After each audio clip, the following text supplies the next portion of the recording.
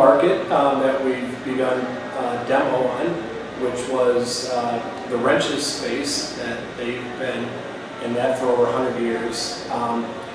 You know, I've heard over the last probably 5 years on how downtown and the warehouse district needs a grocery store.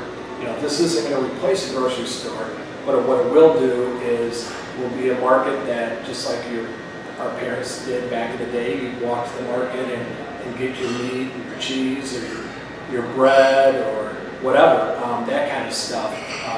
Just coming back from Poland, we brought back a lot of those old world recipes that we'll have in there as well. It'll be a specialty. It won't just be Polish, but it'll be more of a European feel.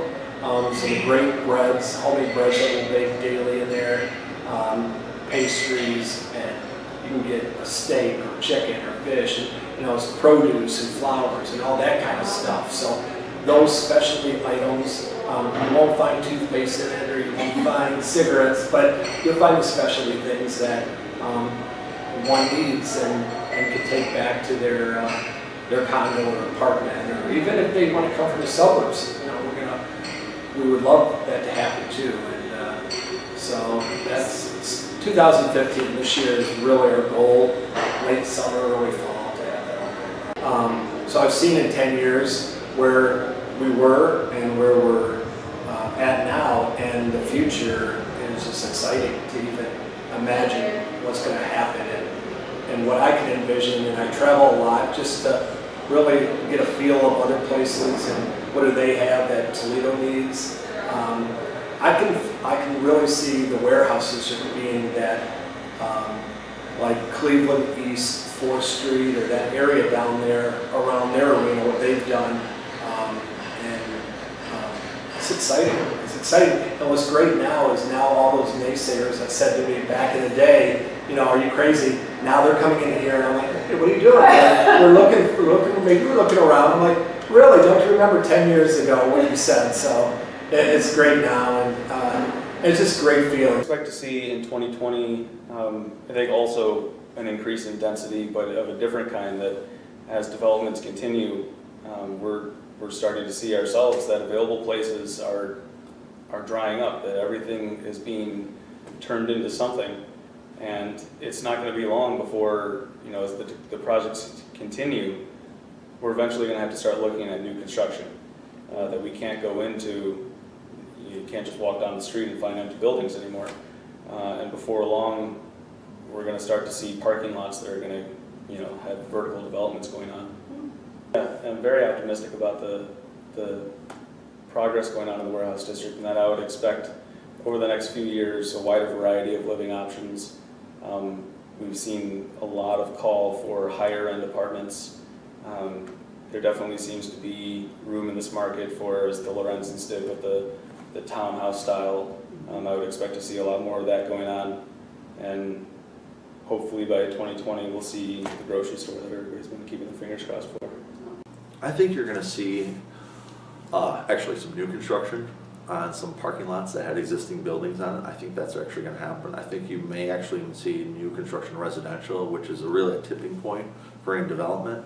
It's really a sign of sustainability long term, and that you've reached a point that you've tipped over the edge. It's the district, the association has done exactly what their plans were, is to redevelop every blighted building, fill every empty space, and start to create this level of density that you see in most downtowns or urban cores, but Toledo just quite hasn't achieved yet. I'd really like to thank the Warehouse District Association for all their efforts with us and all the help they've provided for us. And without their help, the district wouldn't become, or wouldn't be what it is today without them. You know what I think is going to happen is I think ProMedica's move downtown is going to be another one of those tipping point events. And what we're quickly learning is, what's been really interesting to us is everyone assumes it's the 20-somethings and the 30-somethings that want to live downtown. It's not only that age group. It's the 50 and 60-year-olds that, you know, the kids have moved out. They don't want to mow the lawn anymore. and they want to walk to their fun. And that's why I think both the apartment market and the condo market in downtown is going to be a thriving opportunity. And when you look at ProMedica,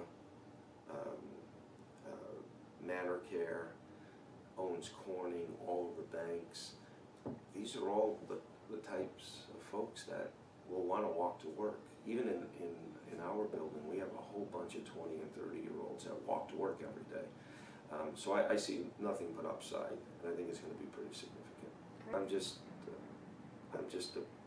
As an organization, we're just appreciative to be a part of it and to have a role in it. And what we've learned over the last 25 years is that success has a lot of mothers and fathers, so to speak, and that's the best part of it, is you get to, when you have success, you have so many people that are involved to make it happen, and that's a lot of fun. Yeah. So, All right. Thank you, Joe. thanks.